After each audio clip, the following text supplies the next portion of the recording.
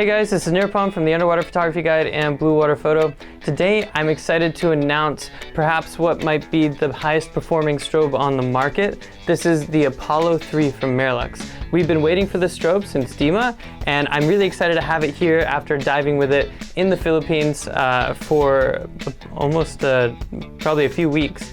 It's been a fantastic strobe to use. It is just loaded with features, capability, and power, and I wanted to go over that and why I think that this is one of the best strobes on the market.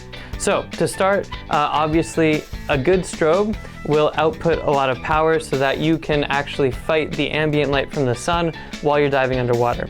Now you want a lot of light if you're going to dive in shallow, clear conditions, and the Apollo 3 can handle that. It has a guide number of 44, which is about 30% more power than the next most popular strobe, which would be something like the CNC YSD3. A guide number of 33 is great for wide angle. Well, this is the best for wide angle, especially if you're in shallow water environments. Let's say you're photographing sea lions or sharks or something like that. The Apollo 3 is fantastic for that. Now, a guide number of 44 is incredible, but you want to also make sure that while you're outputting a lot of power, you can output a lot of power quickly. So the Apollo 3 actually has a recycle time of 0.6 seconds at full power.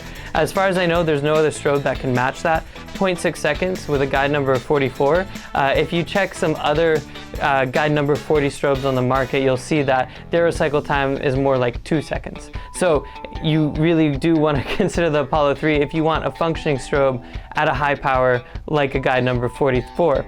Well, beyond just putting out power and putting out power quickly, the Apollo 3 also is designed to have a really nice beam, and that's what I've been most excited about after shooting it in the Philippines. I got some fantastic wide-angle shots with a nice color temperature, a nice spread, no hot spots, and it looked fantastic in all my photos. So what's pretty cool about this strobe is it actually has 3 flash tubes you can see in a triangle, as well as an LED in the middle for modeling as a modeling light, which can go red and white. Now, these 3 flash tubes output a beam of 110 degrees, or if you put on the included diffuser, 120 degrees. And I believe that diffuser actually makes the strobe a little bit cooler. So it goes from being about, I believe, 6600 Kelvin to about 5600 Kelvin.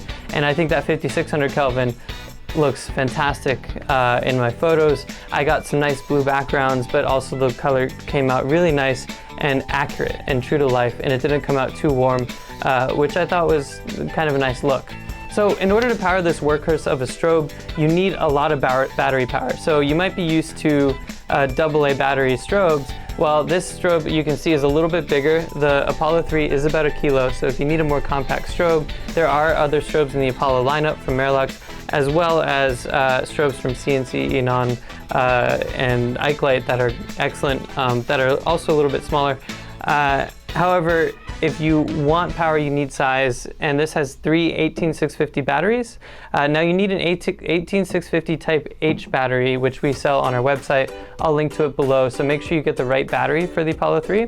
But with that battery, this strobe lasts up to 1,000 flashes at full power, which is tremendous. I was able to basically photograph with these strobes for almost 2 days. I think I actually went for 2 days of shooting full-time in the Philippines, and then only had my strobes die on me right at the end of my last dive. So that's almost about 6-7 dives where I was shooting a lot of shots. Now, part of the reason for that is if you shoot under full power, which you almost never need to do because it's such a powerful strobe, then you get an even longer battery life. So that's really nice. But really the icing on the cake for the Apollo 3 is all of the modes on the strobe itself. So we have our multiple flash mode, which allows you to take a multiple shot burst. So it'll almost look like a few shots in one, and it gives it a cool look if you're doing some slow motion photography or slow shutter photography. There is also an HSS that stands for high speed sync. So what this does is it allows the strobe to burst a bunch of times all at once, and you'll be able to shoot at a shutter speed higher than what your flash sync speed normally would be. However, your shutter speed is going to affect the exposure because it's bursting multiple times during that time period. It also has a manual mode, of course, so you can adjust your power very easily on this dial on the back, so it's super easy to adjust your power. And then it also has a TTL mode as well as an RC mode. So both of those modes are kind of your automatic strobe power mode. They allow you to have the camera tell the strobe that it needs to fire at a certain power so that you don't have to actually adjust the strobe, but if you want to, the exposure compensation dial is there as well. Now, with TTL and RC mode, you do need a fiber optic connection. So you can see there's a fiber optic port on the back of the Apollo 3, and that would hook up to your fiber optic port on the housing itself. But there's something different here. You might have noticed that I don't actually trigger this strobe with a cable because I don't have a cable sitting here. I actually have the first wireless transmitter for a high-end strobe on the market. This is the Lumilink transmitter. And on Marelux housings, it connects directly to the housing. On other branded housings, it does need a ball mount where you can mount it and a small fiber optic cable that goes to Lumilink. But when I'm shooting with the Apollo 3s, I actually shoot completely wireless, which is pretty incredible because I can move the strobe over here, over here. You want to make sure that your field of view is not blocked, but I don't need any fiber optic cables. It doesn't get in the way. The strobe has two optical ports that are sensing for light, and then it's emitting light from these optical ports on the Lumilink. So I'm going to show you guys how the Apollo 3 operates, how fast it shoots above water. Don't do this at home because it is dangerous for the strobe. You want to make sure that you are putting it in an underwater environment.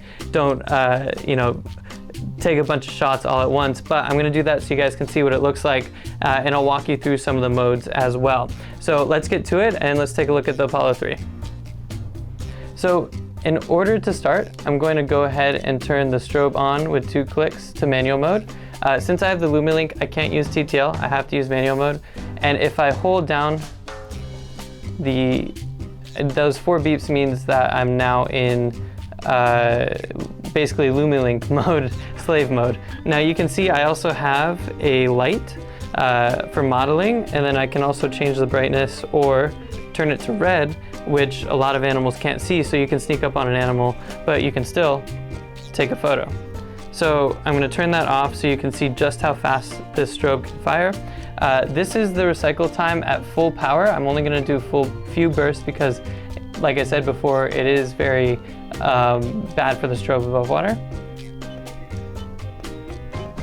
So that's full power, guide number 44. If I bring that down to half power, you can see just how quick that is. And then if I bring that down to some of the lower powers, which you'll want in a dark water environment, like let's say the Pacific Northwest where it's really dark water, the recycle time is even, quick, and accurate. So that's pretty incredible there. So that's pretty much it. Thank you guys for watching. The Apollo 3 retails at Blue Water Photo for $11.99, or you can get a custom color like burgundy, yellow blue, olive green, and a bunch of others for $12.99. It's in there on our product page, or you can reach out to us at sales@bluewaterphotostore.com to get yourself set up with the Apollo 3. It does come with a ball mount, and it also comes with a nice neoprene float, so it is a little bit lighter underwater. It's about 100 grams underwater. And thank you guys for watching. If you like this video, make sure you like and subscribe. Drop any comments you might have below. We'll answer them. And we hope to see you guys out there diving.